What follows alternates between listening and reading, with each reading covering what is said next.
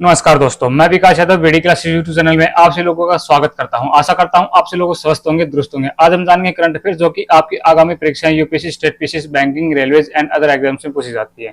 चलिए जानते हैं हमारा जो पहला क्वेश्चन है क्या है आज का। कौन सा केंद्रीय मंत्रालय जन विश्वास प्रावधानों का संशोधन विधेयक से जुड़ा हुआ है? इनमें से जो कौन सा मंत्रालय है जो जन विश्वास जो उसके जो प्रावधान है, ठीक है, उनसे जुड़ा हुआ है? तो पहला जो आपका पास जो ऑप्शन है वो क्या है? वित्त मंत्रालय, दूसरा वाणिज्य मंत्रालय, वाणिज्य और उद्योग मंत्रालय, तीसरा एमएसएमई मंत्रालय एंड जो चौथा है कॉर्पोरेट मामलों के मंत्रालय। इनमें से वह कौन सा मंत्रालय है जो जन विश्वास जो प्रावधान है जो उनका फिलहाल डेटम जो ये संशोधित जो विधेयक जो पारित हुआ है उससे जुड़ा हुआ है? तो जो ये हमारा जो वाणिज्य और उद्योग जो मंत्रालय है, ये फिर इसके तहत एक विधेयक पारित हुआ है 2023 के अंदर, जो कि 22 दिसंबर, कब? 22 दिसंबर 2022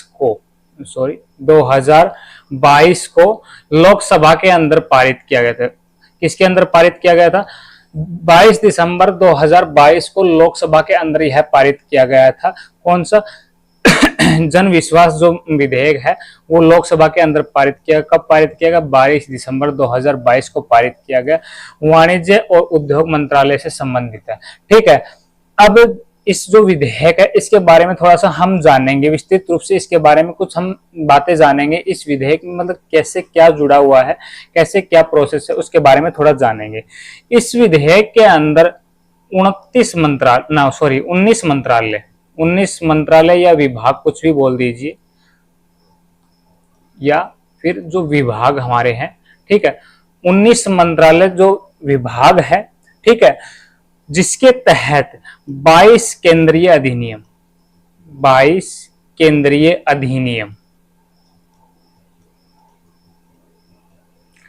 में 183 जो प्रावधान है, 183 जो प्रावधान दिए गए हैं उनको अपराध मुक्त करने का प्रस्ताव रखा गया है।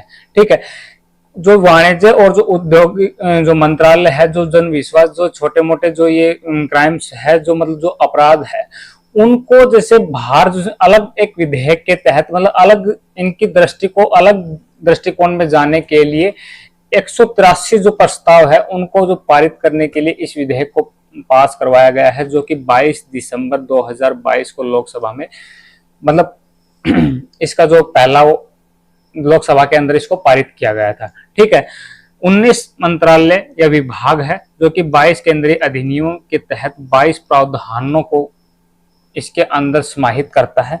ठीक है, अब जो ये प्रावधान है उनके बारे में थोड़ा हम जानेंगे कि कौन कौन से ऐसे प्रावधान है जिसके तहत इनको जैसे मतलब जो मेन प्रावधान है जानेंगे। पहला जो प्रावधान है जो भारतीय और वन अधिनियम 1927 से रिलेटेड है। ठीक है, दूसरा जो प्रावधान है वायु प्रदूषण की रोकथाम और नियंत्रण के अधिनियम 1981 के तहत, ये जो हमारा दूसरा प्रावधान है। ठीक है, हम सिर्फ मेन प्रावधान जो प्रावधान है उनके बारे में जानेंगे। बाकी जो 183 प्रावधान है सभी का डिटेल्स के अंदर हम नहीं कर सकते। जो मेन जो हमारे प्रावधान है जिनके तहत मतलब जो मेन पॉइंट्स है उनको थोड़ा जानने की करेंगे। तीसरा क्या है? सूचना प्रौद्योगिकी अधिनियम, ये 2000 के अंदर है। ठीक है, पर्यावरण संरक्षण अधिनियम 1986 के अंदर है।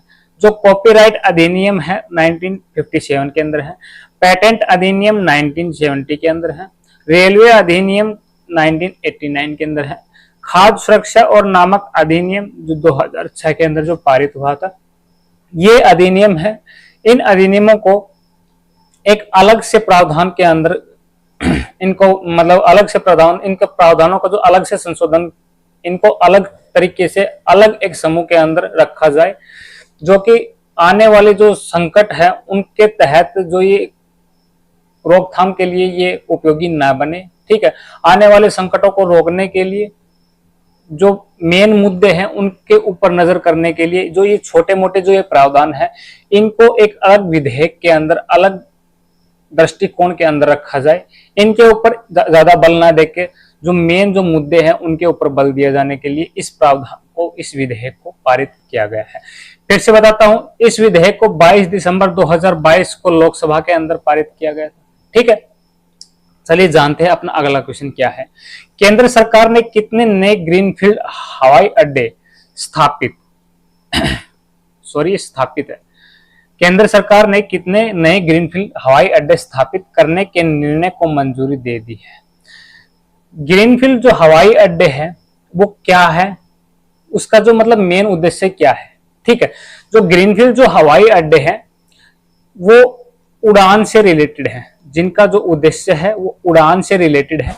ठीक है, अब जो ये उड़ान से रिलेटेड जो उद्देश्य है क्या है, इसके तहत जो ये उद्देश्य रखा गया है, उड़ान का जो मेन मतलब है उड़े देश का आम नागरिक। क्या उद्देश्य है?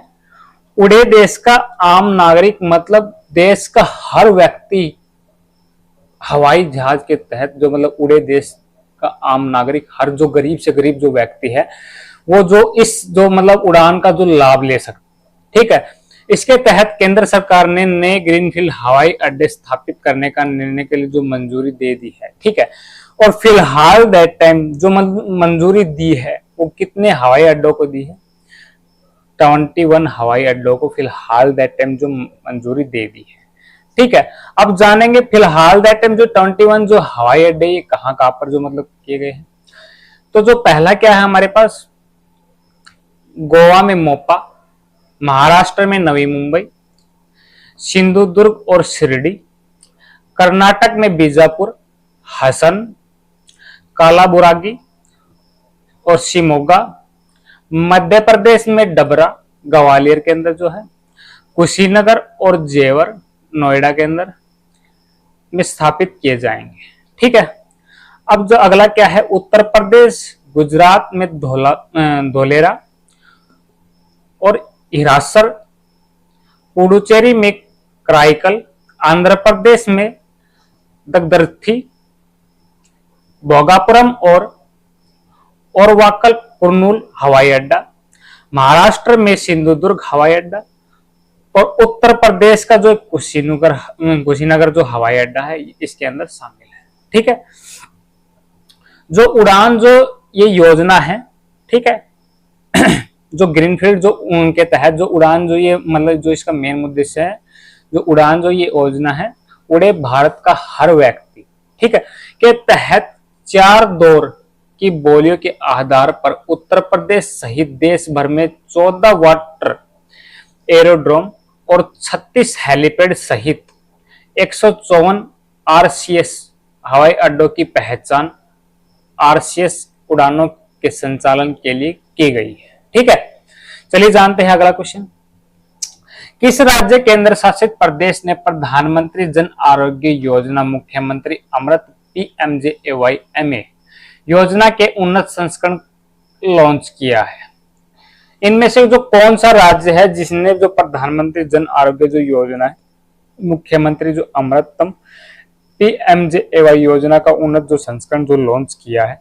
तो पहला ऑप्शन कर्नाटक, दूसरा महाराष्ट्र, तीसरा गुजरात एंड चौथा आपके पास असम है। इनमें से कौन सा जो राज्य है जिन्होंने फिलहाल दैट टाइम जो इस योजना के संस्करण को लॉन्च किया है? तो जो हमारा जो गुजरात जो राज्य है उन्होंने फिलहाल दैट टाइम इस योजना के जो संस्करण है उसको लॉन्च किया है। ठीक है, चलिए जानते हैं अगला क्वेश्चन। जेन्स स्टोल्टेनबर्ग को लगातार तीसरी बार किस समूह के प्रमुख के रूप में चुना गया है? जो जेन्स स्टोल्टेनबर्ग जो है, इनमें से जो कौन सा ऐसा संगठन है जिसके अंदर इनको तीसरी बार जो मतलब जिसके अंदर इनको तीसरी बार प्रमुख के रूप में, प्रमुख जो सचिव होता है उसके रूप में चुना गया है? पहला आपके पास ऑप्शन है आसियान, दूसरा है बिम्स्टेक, तीसरा नाटो एंड चौथा आपके पास G7। इनमें से कौन सा ऐसा समूह है जिसके तहत लगातार तीसरी बार इनको प्रमुख के रूप में चुना जा चुका है? तो जो नाटो है जो कि एक सैन्य संगठन है। क्या है? एक सैन्य संगठन है।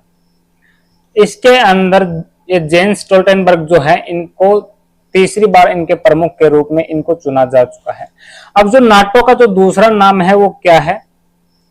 नाटो का जो दूसरा नाम है ओटान, जो इसका दूसरा नाम है। ठीक है, अब जो जेन्स स्टोल्टेनबर्ग जो है, इनका जो जन्म है कब हुआ था? 16 मार्च 1952 को इनका जो जन्म हुआ था। ठीक है, ये एक नॉर्वेजियन राजनेता है, नॉर्वेजियन राजनेता है। ठीक है, 2014 के अंदर, कब? 2014 के अंदर इन्हें 13वें महासचिव के रूप में चयनित किया गया था। कौन सी महासचिव के रूप में चयनित किया गया था? 13वें महासचिव के रूप में चयनित किया गया था। ठीक है, ये जो नॉर्वेजियन जो राजनेता है, ये कौन सी पार्टी से है? ये लेबर पार्टी से है। कौन सी पार्टी है? लेबर पार्टी से, मतलब लेबर पार्टी से है। ठीक है, अब जो नाटो के बारे में थोड़ा सा जानेंगे हम। नाटो एक सैन्य संगठन है जिसका जो दूसरा नाम है क्या है? ओटान, इसका जो दूसरा नाम है। अब नाटो की जो स्थापना है वो कब हुई थी?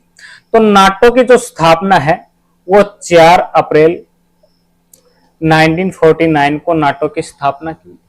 ठीक है, फिलहाल दैट टाइम नाटो के अंदर कुल 31 देश शामिल है। कितने देश शामिल है?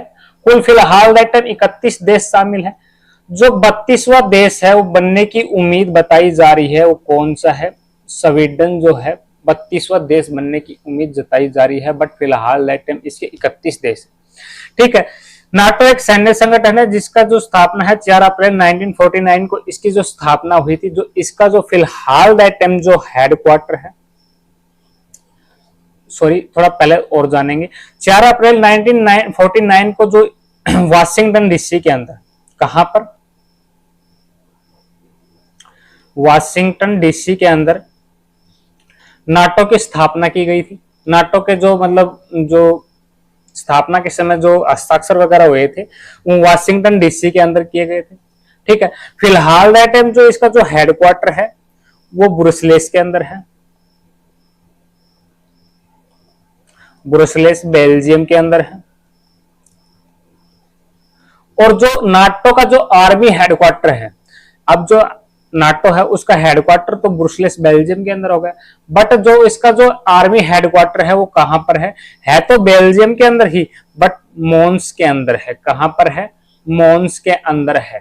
ठीक है, अब जो फिलहाल दैट टाइम जो नाटो के सचिव है वो कौन है? जो फिलहाल दैट टाइम जो नाटो के सचिव है जेन्स स्टोल्टेनबर्ग है। जो मैंने ये नाम यहाँ पर लिखा है, जेन्स स्टोल्टेनबर्ग फिलहाल दैट टाइम जो नाटो के प्रमुख। ठीक है, अब जो ये नाटो की जो सैन्य संगठन है, इसके जो सैन्य समिति के जो अध्यक्ष है, सैन्य समिति अध्यक्ष, जो नाटो की जो सैन्य समिति है इसके जो अध्यक्ष है वो कौन है? जो नाटो की जो सैन्य समिति है उसके जो अध्यक्ष है लेफ्टिनेंट एडमिरल रोब बाउर। लेफ्टिनेंट एडमिरल रोब बाउर जी फिलहाल दैट टाइम जो सैन्य समिति है इसके अध्यक्ष है। ये कहां से है? ये रॉयल नीदरलैंड से है। रॉयल नीदरलैंड से है। ठीक है, चलिए जानते हैं अगला क्वेश्चन। जंजीबार जहां पहला आईआईटी ग्लोबल कैंपस स्थापित किया जाना है किस देश में स्थित है? पहला मिस्र, दूसरा तंजानिया, तीसरा केन्या एंड चौथा जो आपके पास है क्या? दक्षिणी अफ्रीका। तो इनमें से कौन सा शहर है जिसके तहत आईआईटी ग्लोबल कैंपस को जो स्थापित किया जाएगा? जैसे मतलब कि जो जंजीबार है, ये जो आईआईटी जो ग्लोबल है जंजीबार के अंदर स्थापित किया जाएगा। ठीक है, ये जंजीबार कौन से देश में, मतलब कौन सा देश है जिसके अंदर ये स्थापित किया जाएगा? तो पहला मिस्र, दूसरा तंजानिया, तीसरा केन्या एंड चौथा दक्षिण अफ्रीका। तो इनमें से तंजानिया देश के अंदर इसको स्थापित किया जाएगा। अब आईआईटी ग्लोबल कैंपस है, ये क्या है? आईआईटी ग्लोबल कैंपस है जो एक आईआईटी मद्रास यूनिवर्सिटी का जो कैंपस है। ठीक है, आईआईटी जो मद्रास यूनिवर्सिटी है उसका जो कैंपस है। ठीक है, भारत का ऐसी मतलब मात्र जो पहली आईआईटी जो है मद्रास जो आईआईटी है, जो भारत की मात्र एक पहली ऐसी जो आईआईटी है जो कि दूसरे देश में जाके स्थापित होने वाली है। कहां पर? तंजानिया के अंदर। कहां? जंजीबार के अंदर इसको स्थापित किया जाएगा। ठीक है। अब जो आईआईटी मद्रास है, जो इसका जो समझौते पर जो हस्ताक्षर वगैरह किए गए थे, कब किए गए थे? 5 जुलाई 2023 को इस समझौते पर हस्ताक्षर किए गए थे। ठीक है। अब थोड़ा तंजानिया के बारे में जानेंगे।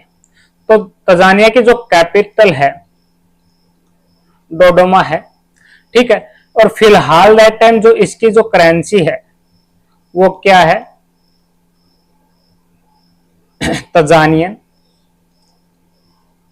तंजानियन शिलिंग फिलहाल दैट टाइम की करेंसी है। ठीक है। जानेंगे अगला क्वेश्चन। ग्लोबल पीस इंडेक्स 2023 के अनुसार दुनिया का सबसे शांतिपूर्ण देश कौन सा है? पहला ऑप्शन डेनमार्क, दूसरा आयरलैंड, तीसरा न्यूजीलैंड एंड जो फोर्थ क्या है आपके पास? आइसलैंड। तो इनमें से कौन सा देश है जो ग्लोबल पीस इंडेक्स, क्या नाम बताया? Global peace index. Global peace index का मतलब जो शांति के मामले में कौन सा ऐसा देश है जो सबसे ज्यादा जो शांतिपूर्ण जो देश है। ठीक है। जो ग्लोबल पीस इंडेक्स है ये ऐसा इंडेक्स है जो शांति के मामले में जो कौन सा देश सबसे ज्यादा शांतिपूर्वक रहता है। ठीक है। कौन सा देश सबसे ज्यादा मतलब अशांत माहौल के अंदर है, उसका एक इंडेक्स को जारी करता है। तो इनमें से जो कौन सा देश है जो सबसे श्रेष्ठ है, जो सबसे शांतिपूर्ण जो देश है, तो इनमें से कौन सा ऐसा देश है? तो आइसलैंड ऐसा देश है जो सबसे शांतिपूर्ण देश है। ठीक है। अब जो आइसलैंड जो देश है वो सबसे शांतिपूर्ण देश के नाम में बताया गया है। तो सबसे अशांत जो देश है वो कौन सा बताया गया है? तो जो अफगानिस्तान जो देश है वो सबसे अशांत देश बताया गया है। और अभी अभी नहीं, पिछले 5 वर्षों के अंदर, मतलब पिछले जो 5 बार जो इंडेक्स जारी हुआ है, पिछले 5वें इंडेक्सों के तहत 5वीं बार लगातार अफगानिस्तान को सबसे अशांत देश के नाम, मतलब अशांत देश का दर्जा दिया गया है। ठीक है। अब जो ये ग्लोबल जो पीस इंडेक्स है ये कुल कितने देशों के अंतर्गत जारी किया गया था? तो ये कुल 163 देशों के अंतर्गत जारी किया गया था। ठीक है। अब कुल 163 देशों के अंतर्गत जारी किया गया था। तो इसमें अपना जो भारत देश है, भारत देश का कौन सा स्थान है? तो इसमें जो भारत देश है उसका 126वां स्थान है। ठीक है। अब जो शांति के मामले में जो पहला स्थान किसका है? आइसलैंड का है। ठीक है। अब जो सेकंड स्थान है वो किसका बताया गया है? तो वो बताया गया है डेनमार्क का। एंड जो थर्ड स्थान है वो किसका बताया गया है? वो बताया गया है आपका आयरलैंड का। ठीक। अब ये तो हो गए शांति के मामले में। अब अशांति के मामले जो पहला स्थान है, मतलब 163वां जो स्थान है, कौन सा? 163वां जो स्थान है वो किसका है? अफगानिस्तान का। अशांति के मामले में जो सेकंड स्थान, मतलब 162वां स्थान है, जो किसका है? यमन का बताया गया। एंड जो थर्ड, जो सबसे अशांति के मामले में 161वां जो स्थान है वो किसका बताया गया है? सीरिया देश का इसका स्थान बताया गया है। ठीक है। चलिए जानते हैं अगला क्वेश्चन। हमारा अगला क्वेश्चन क्या होगा? भारतीय रिजर्व बैंक द्वारा नए कार्यकारी निदेशक के रूप में किसे नियुक्त किया गया है? पहला जो ऑप्शन है आपके पास पी वासुदेवन, दूसरा उर्जित पटेल, तीसरा पीके सिन्हा एंड चौथा जो आपके पास राजीव कुमार। इनमें से किनको फिलहाल दैट टाइम जो भारतीय जो रिजर्व बैंक है उसके कार्यकारी निदेशक के रूप में नियुक्त किया गया है? तो जो फिलहाल दैट टाइम जो पी वासुदेवन जी है, इनको फिलहाल दैट टाइम जो भारतीय जो रिजर्व बैंक है इसके नए कार्यकारी निदेशक के रूप में इन्हें नियुक्त किया गया है। अब जो नए कार्यकारी निदेशक के रूप में इनको नियुक्त किया गया है, तो फिलहाल दैट टाइम जो इनकी जो पोस्ट होगी वो क्या है? तो इनकी जो पोस्ट होगी एग्जीक्यूटिव डायरेक्टर की, इनकी फिलहाल दैट टाइम पोस्ट होगी। ठीक है। मतलब पद पर ये कार्य करेंगे और इनकी जो नियुक्ति है वो 3 जुलाई को की गई है। ठीक है। जानेंगे अगला क्वेश्चन क्या है हमारा। उभरती प्रौद्योगिकियों को बढ़ावा देने के लिए इंडिया फर्स्ट ने किसके साथ समझौता ज्ञापन किया गया है? इंडिया फर्स्ट ने किसके साथ, जो इंडिया आई है, सॉरी, उभरती प्रौद्योगिकी को बढ़ावा देने के लिए इंडिया एआई, सॉरी ये मिस्टेक है, इंडिया एआई ने किसके साथ समझौता ज्ञापन किया है? पहला स्पेस एक्स, दूसरा गूगल, तीसरा लक्ष्य एंड चौथा आपके पास माइक्रोसॉफ्ट। इनमें से किसके साथ, जो किसका एक कोई एजेंसी है, किसके साथ फिलहाल दैट टाइम में जो इंडिया जो एआई है उसने जो समझौता हुआ है उसके ऊपर जो हस्ताक्षर वगैरह किए हैं? तो लक्ष्य है एक संस्थान है, उसके तहत इसके ऊपर जो इंडिया एआई ने इस समझौते को ज्ञापन पे हस्ताक्षर वगैरह किए। ठीक है, चलिए जानेंगे अगला क्वेश्चन। श्रीलंका एथलेटिक्स राष्ट्रीय चैंपियनशिप में भारत ने कितने पद जीते हैं? जो श्रीलंका के अंदर एक एथलेटिक्स राष्ट्रीय चैंपियनशिप का आयोजन किया गया है, ठीक है, उसमें भारत ने कुल कितने पदक जीते हैं? तो भारत ने उसके अंदर कुल 14 पदक जीते हैं। कितने? कुल 14 पदक जीते हैं। अब कुल 14 पदक जीते हैं, तो इनमें से मतलब कितने गोल्ड, सिल्वर, ब्रॉन्ज वगैरह कौन कौन से जीते हैं उनके बारे में थोड़ा जानेंगे। तो इंडिया ने 9 गोल्ड, 9 गोल्ड, 4 सिल्वर एंड जो एक है ब्रॉन्ज, ये मेडल इंडिया ने जीते। ठीक है, चलिए जानते हैं अगला क्वेश्चन क्या है हमारा। प्रधानमंत्री कैसे निर्णय लेते हैं नामक एक नई पुस्तक का विमोचन किया गया है। इस पुस्तक के लेखक कौन है? प्रधानमंत्री कैसे निर्णय लेते हैं, how prime minister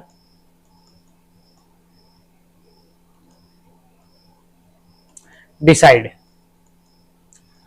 how prime minister decide, प्रधानमंत्री कैसे निर्णय लेते हैं नामक एक पुस्तक है, हाउ प्राइम मिनिस्टर डिसाइड नामक एक पुस्तक है, उसका विमोचन किया गया है। इस पुस्तक का जो लेखक है या जो लेखिका है वो कौन है?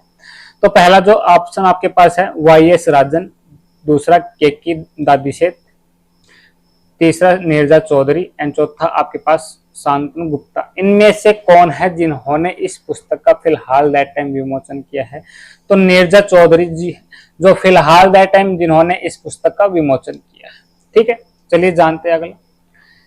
आज के लिए ये सेशन इतना ही। हमारा टेलीग्राम ग्रुप और यूट्यूब चैनल जो ग्रुप है उसको डिस्क्रिप्शन में आपको सभी को लिए दिया गया है, आप इनको ज्वाइन कीजिए, वीडियो को देखिए, आप वीडियो को एनालाइज कीजिए। ठीक है, अगर आपको कंटेंट बढ़िया लगता है तो लाइक करें, शेयर करें एंड सब्सक्राइब करें चैनल।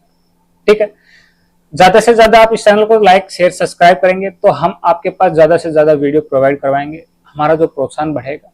ठीक है, आपके लिए हम नए नए कंटेंट्स का लेके आएंगे आपके सामने। आज के लिए इतना ही, धन्यवाद, आपका दिन शुभ रहे।